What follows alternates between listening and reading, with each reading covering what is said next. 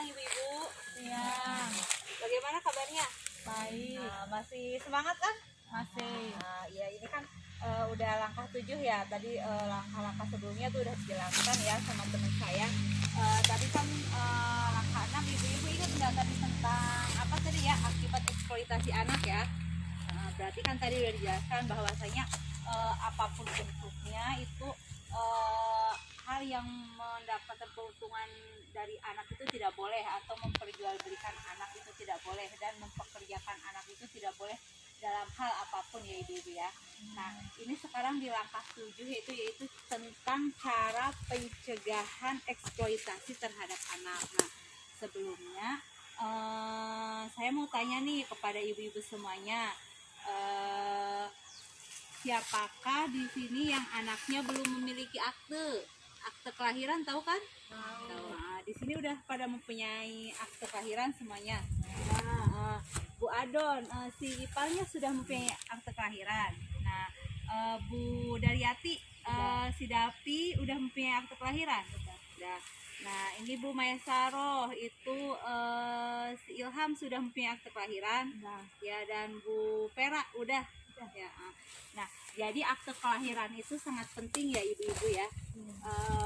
Coba apa sih manfaat akte kelahiran itu? Untuk mendaftarkan anak ke sekolah. Nah, betul. Salah satunya yaitu untuk mendaftarkan anak ke sekolah ya.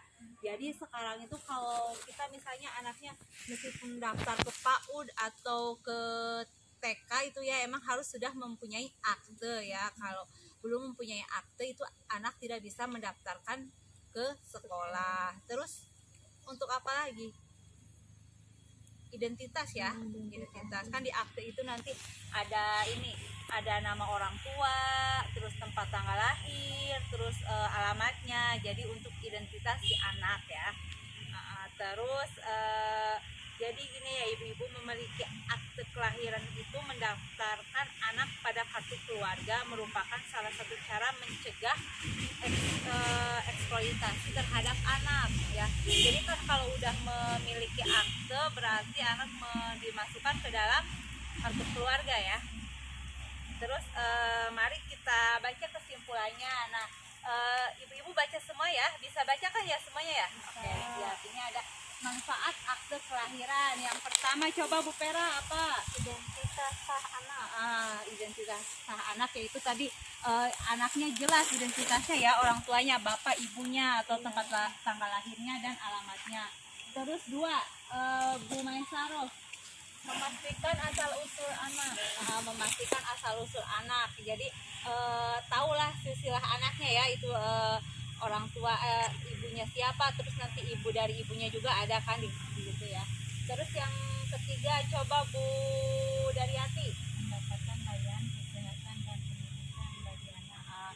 mendapatkan layanan kesehatan dan pendidikan bagi anak. Nah kan salah satu cara untuk mendapatkan pendidikan atau mendaftarkan anak ke sekolah itu dengan menggunakan akte ya. Ini jadi salah satunya. Terus Bu Adon, Mencegah pernikahan anak sebelum usia 18 tahun. iya kan sekarang mah anak menikah di bawah usia 18 tahun itu tidak bisa menikah ya, atau harus melalui proses persidangan terlebih dahulu. Dan nanti kan itu bisa diketahui usia si anak itu dari akte kelahirannya, karena di sana tertera anak itu lahir dari tahun atau di tanggal berapa.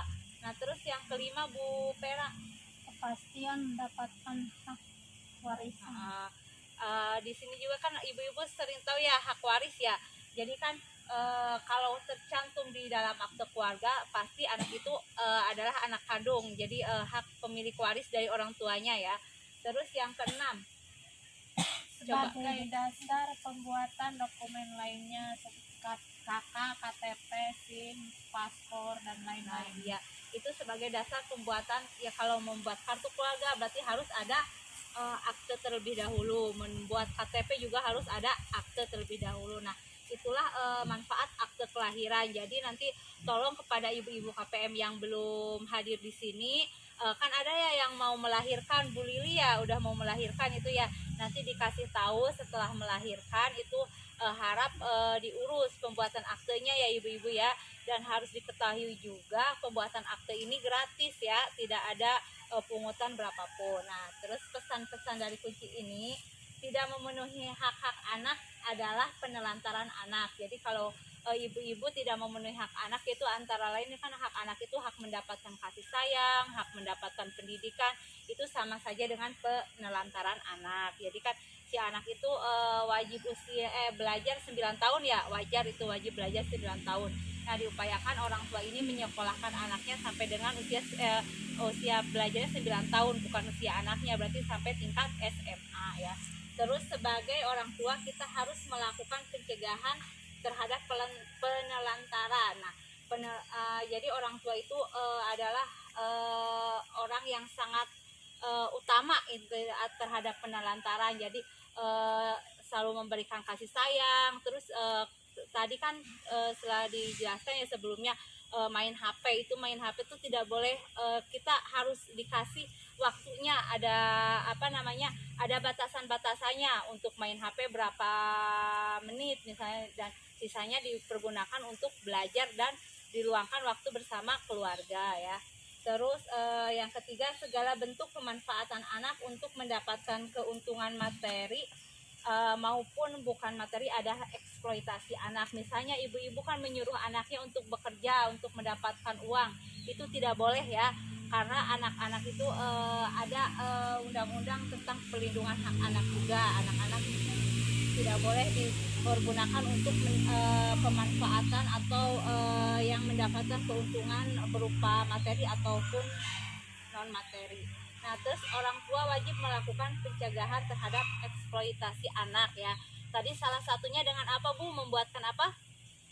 Akte. Nah, itu membuatkan akte kelahiran itu salah satu pencegahan terhadap eksploitasi anak. Nah, jadi udah paham semuanya ya?